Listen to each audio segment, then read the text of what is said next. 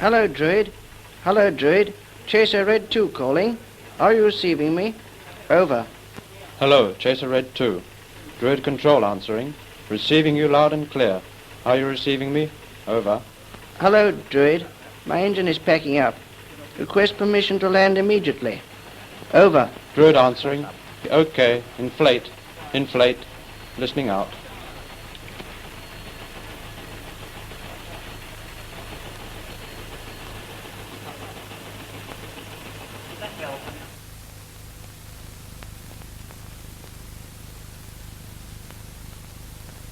I really don't know whether it's worth it. As soon as I've repaired one shed, I have to start on another. Excuse me, Father.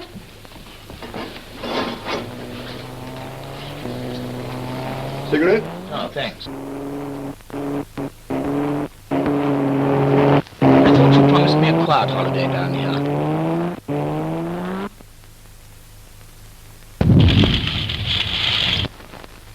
Crashed. Come on. They'll need help.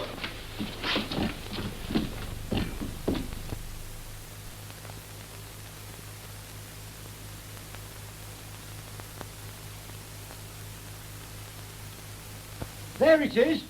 It's over there. Mind that ditch. Be careful, miss. I'm all right. Shiny torch here, Helen. Anyone know how to get this damn thing open? I think you push it. No, it won't budge. Here, you try. Look, pull it, pull it. Now take it easy. There should be a catch or something of the sort. Oh, look, he's unconscious. There's blood. Don't worry, miss. We'll get him out in 2 shakes. If you push and don't pull, push, damn you, can't you see? Damn yourself. Oh, please don't quarrel. Isn't there a catch or something you pull out? I can't find one. Here, give me that axe. Here. Take care, don't hit the pilot. Leave it to me. My God, you may have killed him. Oh, Father. It slipped. I warned you. Well, we can get at him now. Wait, there's some kind of button here. You've shorted something. A plane's on fire. Back, for God's sake! Quick, quick! Get back, miss.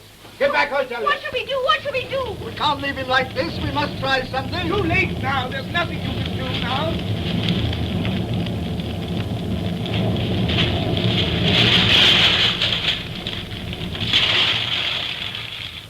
If only we'd known how to get him out.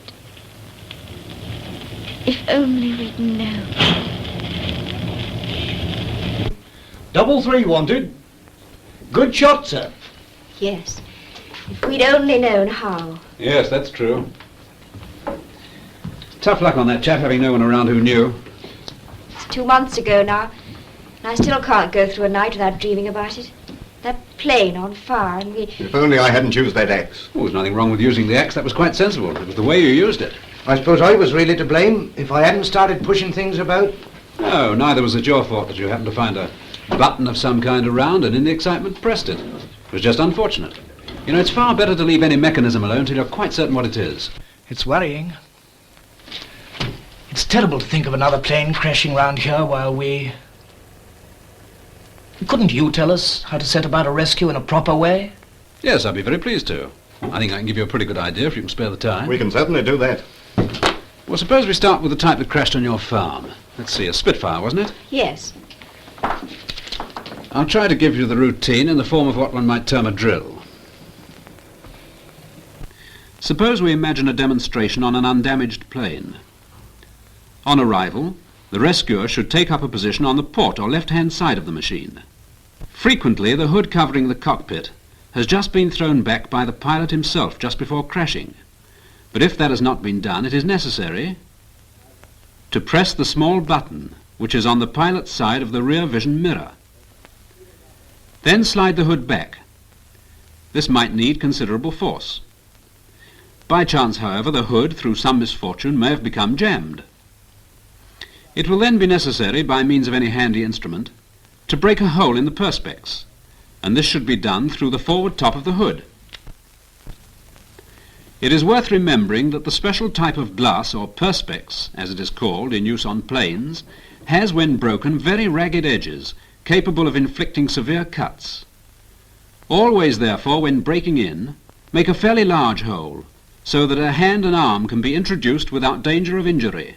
When the hole is made, push the hand through and pull firmly on the jettison release, which will be found at the front of the sliding hood.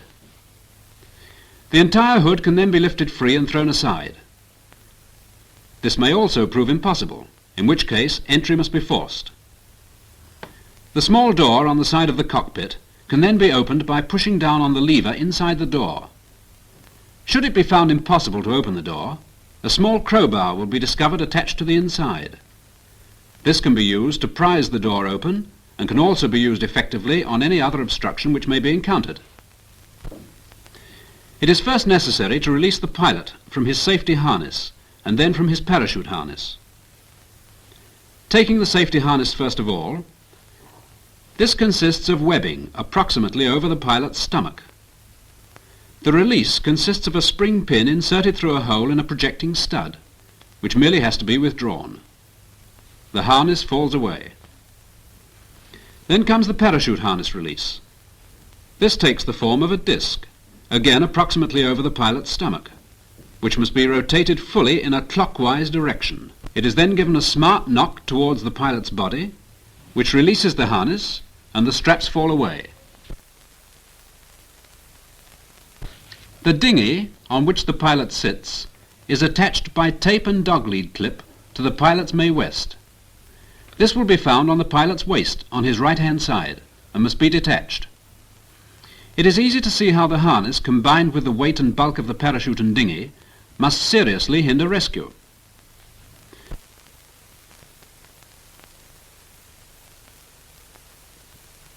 Another way of attaching the dinghy to the pilot is by means of a spring clip.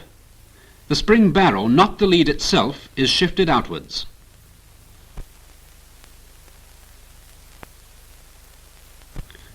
Next, remove the pilot's helmet and attachments.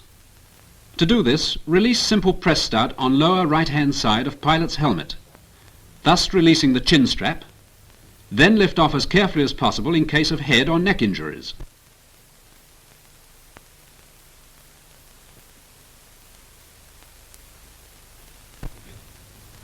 It is vital to see that the pilot's legs and feet are free. If not, the obstructing parts must be moved, and in such a way as to avoid injury to the pilot. It should then be possible to lift the pilot out of the cockpit, which can more easily be accomplished by straddling the fuselage and lifting him out, holding him under the armpits. If available, another helper should guide the legs and take the weight. The lifting should be done as gently as circumstances allow. Always presume injuries, should the pilot be unconscious and unable to advise on his own condition. If the aircraft is lying on its back...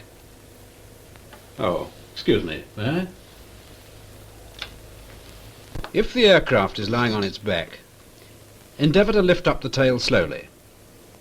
It is then necessary for someone to crawl underneath and open the cockpit hood, as described previously. Now, since the pilot is hanging in his safety harness upside down, very great care must be taken when pulling out the release pin so that he doesn't drop on his head. By the way, it's quite useless to try and lift this type of aircraft by one of the wings. When free of the cockpit, carry him to a safe distance from the plane. If no house or shelter is close to hand, lay him down and keep him as dry and warm as possible with coats or anything else that may be available. Then await the ambulance. Should there, however, be evidence of some more or less minor injuries, obviously requiring first aid, it is well worthwhile looking for the first aid box. This will be found by opening a small panel in the fuselage situated on the port or left-hand side and towards the rear. Well, that in brief is how to release the pilot from a Spitfire, and the general procedure holds good for all types of fighters. Of course, there are differences with other planes, particularly with regard to the method of entry. For instance, take this Typhoon.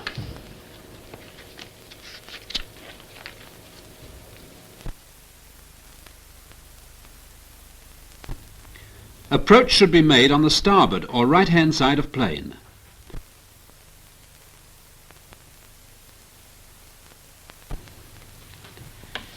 If both the windows are closed, a door can be opened by means of a hand grip on the outside. If the window is down, the door latch can be released by means of a red lever situated immediately above and behind the pilot's head.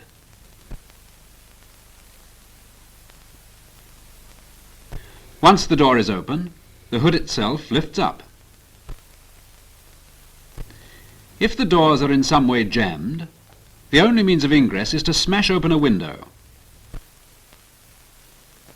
There are two small levers situated right and left of the cockpit, immediately forward of the doors. If these are pulled, both doors and roof can be lifted off in their entirety and thrown aside. Easy access to the pilot is thus obtained.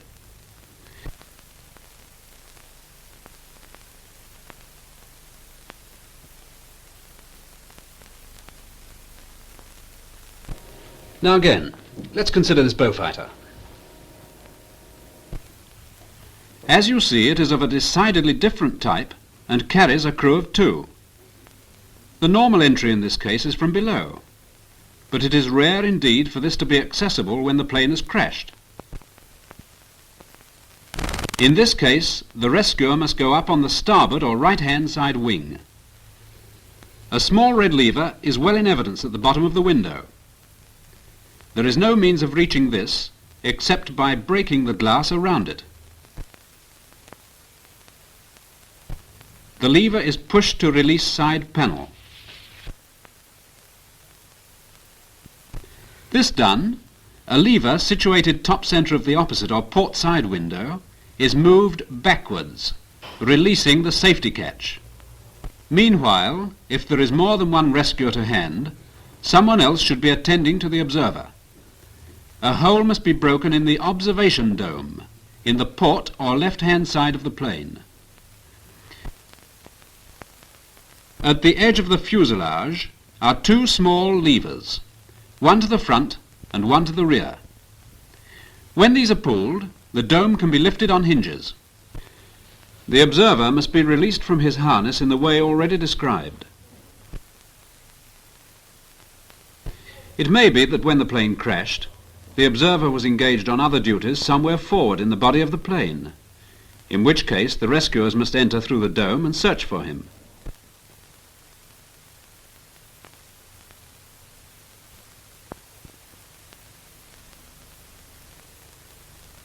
So you see there are certain differences to be contended with depending on the type of aircraft that may have crashed. But to a great extent, and once the principles of rescue procedure are understood, common sense and a cool head will get over most of the difficulties, such as finding a means of entry to the aircraft.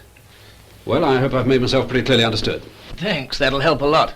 We shan't feel so useless another time. Do you think there's anything else you ought to tell us? Not tonight, he won't. It's after time now. Come along, gentlemen, please. Well, that's that. I hope these tips will be useful to you if you ever need them. We're very grateful for them. Come along now, please. Well, for the time being, cheerio. And please remember what I've told you. Then perhaps one day you'll save my life. You never know.